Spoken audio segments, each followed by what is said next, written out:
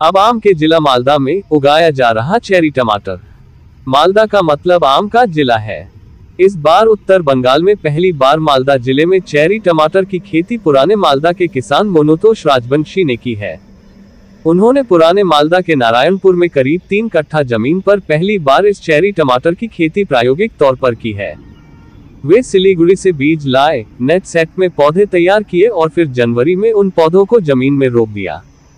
उन्होंने मार्च के पहले सप्ताह से फल की तुड़ाई शुरू की और यह अब तक जारी है। उन्होंने ये भी कहा कि प्रत्येक पेड़ से कम 10 किलो फल की तुड़ाई हुई है। चेरी टमाटर आमतौर पर लाल, पीले और काले रंग के होते हैं, लेकिन मोनुतोष बाबू ने पीले और लाल चेरी टमाटर की खेती की है। मालदा जिला बागवानी विभाग के अधिकारी सामंता लायक ने कहा कि हालांकि ये टमाटर आम टमाटरों से काफी छोटे दिखते हैं, लेकिन ये चेरी टमाटर आकार में काफी हद तक चेरी जैसे हैं। रेस्टोरेंट और होटलों में चेरी टमाटर की अच्छी मांग है। मोनुतोष बाबू को पता है कि मालदा में चेरी टमाटर 50 से 70 टका प्रति किलो के भाव पर बिक रहा है। पहली बार चेरी टमाटर की खेती में अच्छा मुनाफा देखकर उन्होंने आने वाले सीजन में इस फसल की खेती में और अधिक रुचि दिखाई है।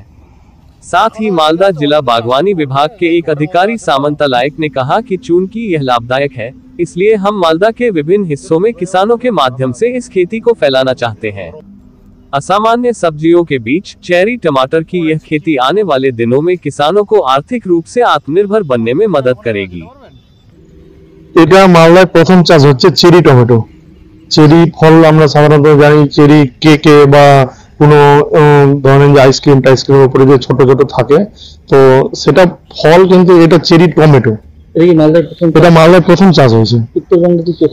না, উত্তরবঙ্গের মধ্যে প্রথম। উত্তরবঙ্গে কেউ চাষ করেনি, মালদায় প্রথম চাষ হয়েছে। আমি জানুয়ারি মাসে এটা ডিসেম্বরে সিড জার্মিনেশন দিয়েছিলাম, তারপর ফিল্ডে নিয়ে এসেছিলাম আমি জানুয়ারিতে লাগানোর পর ফেব্রুয়ারি মার্চ মাস থেকে হারভেস্টিং শুরু হয়েছে।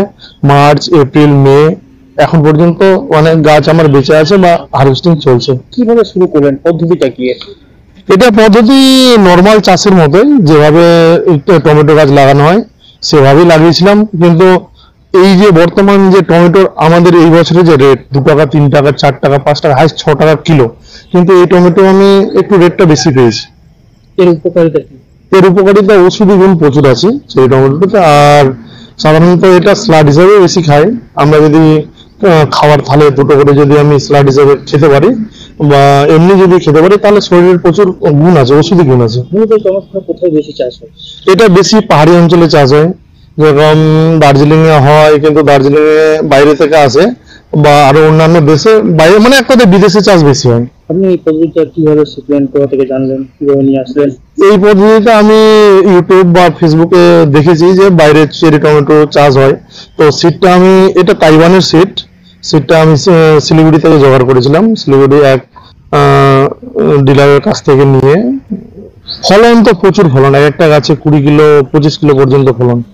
দাম কিরকম?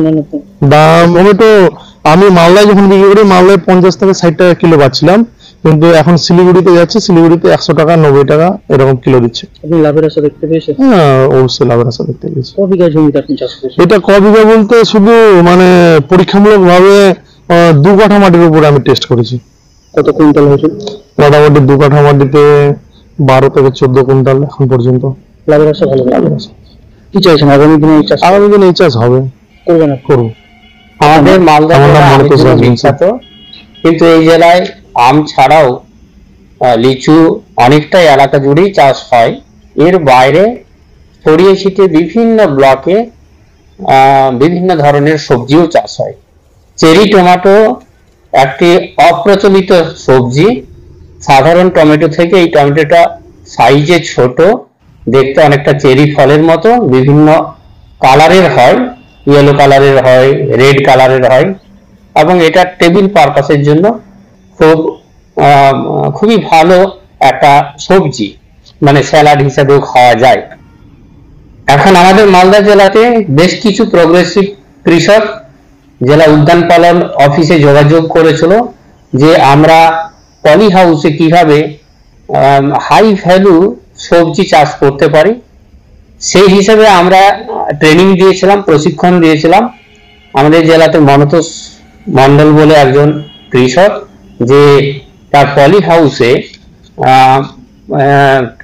আলুর যে সিড প্রোডাকশন হয় সেই আলুর সিড প্রোডাকশনের সময়টা বাদ দিয়ে বাকি সময়টাই এই চেরি টমেটো বা ধনেপাতা চাষ বা আরো ব্রকলি, ক্যাপসিকাম, কালার ক্যাপসিকাম ইত্যাদি অপ্রচলিত সবজিগুলো চাষ করছে।